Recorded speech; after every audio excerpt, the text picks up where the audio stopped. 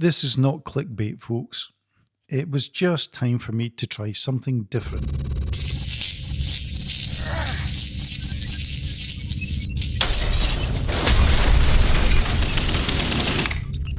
So, I've sold my Ducati Streetfighter and I've replaced it with a single cylinder motorcycle with only half as much power. Yes, as you'll have noticed from the thumbnail, I've bought a Ducati Hypermono 698 Mono. I can already hear the comment section.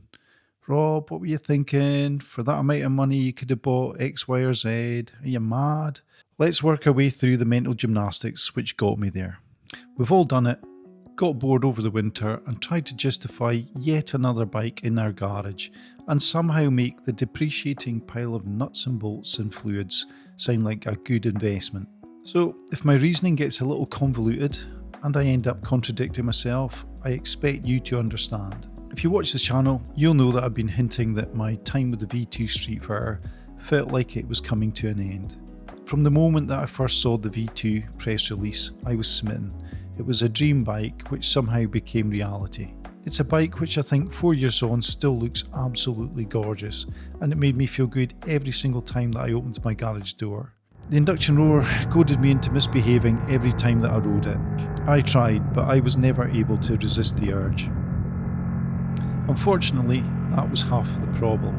To enjoy it, I was putting my licence at risk, and because of that, I was often unable to use much of the footage for my videos, and if I'm being totally honest with myself, the bike was way better than I am. My last ride of 2025 was on my desert sled, and I'd had a real fun day trying to get the most out of the Scrambler's 70 horsepower motor, instead of always having to hold back like I did on the Streetfighter.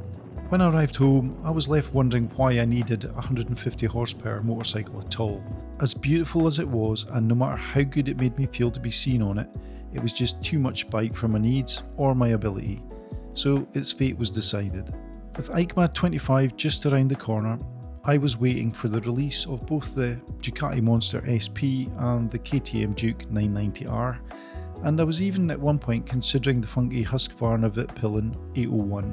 Unfortunately, neither of my first choices was unveiled at EICMA in November, so I'm guessing they'll be announced soon and in dealerships not long after that. But I didn't want to wait that long to replace the nearly 4-year-old Streetfighter, especially if I thought that I could be having fun on something else while I waited to see what they brought to the table when they did finally appear. The little fellow on my shoulder suggested that if I kept my 790 Duke for A-road fun and sold only the Streetfighter, I could still have 3 bikes in the garage, and that would open up the market and allow me to have something a little more niche in the lineup. So what made me settle on the Hypermono? Well, it goes back to when it first launched. While I had the Streetfighter in for a service, I booked out a 698 for a demo ride. I did record the ride, but the weather was terrible that day. It was wet and windy and the camera lens was obscured with rain and grime, so the footage looked crap, and in the end I decided just to delete it. Even so, the bike impressed me. I was riding on unfamiliar wet roads and it handled so well and felt so light and nimble and gave me so much confidence to push.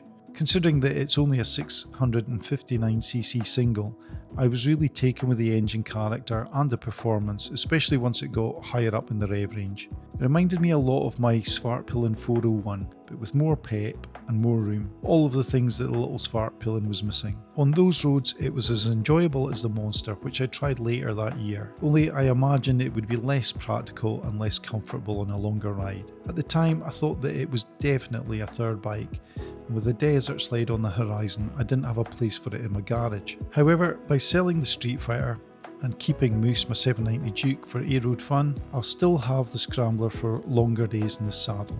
The 698 will fit in nicely between them and be for back roads and B roads. Like many of you, I occasionally flick through the Auto Trader app while I'm having a coffee. I was doing that back in November after that end of season ride on the Scrambler, and I spotted 2 ex-demo Ducati Hypermonos at my usual dealership. They were the same dealership that I bought my Streetfighter from, and I've been using them now for going on 4 years, and I've only got good things to say about them. Well, other than when I'm handing them over wads of cash at service time.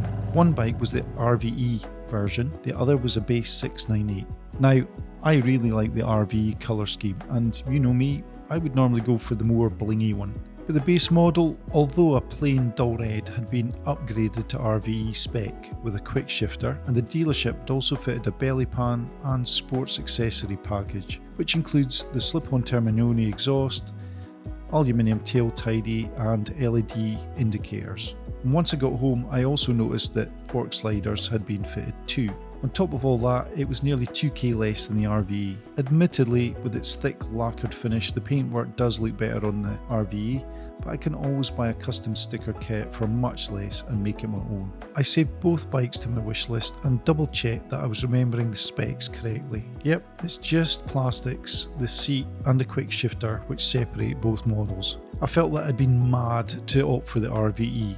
Over the next few days and weeks, I kept going back to the app to see if the bike was still available, half hoping that it was gone so I'd have the decision taken out of my hands. But it was still there, beckoning me. I then spent way too much time on YouTube rewatching the original launch reviews and all of the big Hypermono channels like Hypermotard King, Motivation USA and Supermo Fools to get more information about the bikes. Between them, they pretty much covered everything that there is to do on the 698. I doubt that I can offer anything new, but that makes no difference to me. I've never based my choice of bike on clicks for the channel. I just buy bikes that I genuinely want to own and experience, and the idea of owning one of these was definitely floating my boat. Mine made up, I contacted the dealership just before Christmas for a quote, and the deal was quickly done. For now, I just have to wait patiently for the weather to improve and for spring to arrive before I can actually ride it. It has had its first service, but I still need to finish off running in the engine. Yeah, I know it's an ex-demo bike and it's probably not had an easy start to life, but I'll give the motor the benefit of the doubt and presume that most people ride demo bikes in the same way as I do. Going forward, I'll live with it for a bit before doing any mods. This will happen slowly and not all at once. After all, this isn't my job and I do have a life and other hobbies away from biking to pay for. For sure, the first thing will probably be to swap out the air filter and to put on new mirrors. Anything else can wait.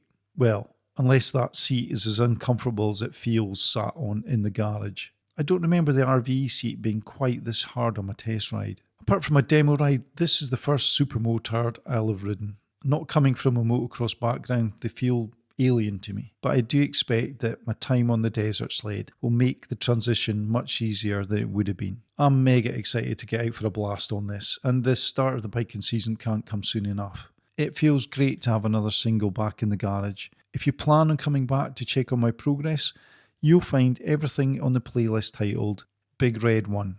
Until then folks, thanks for watching and I'll see you in the next one.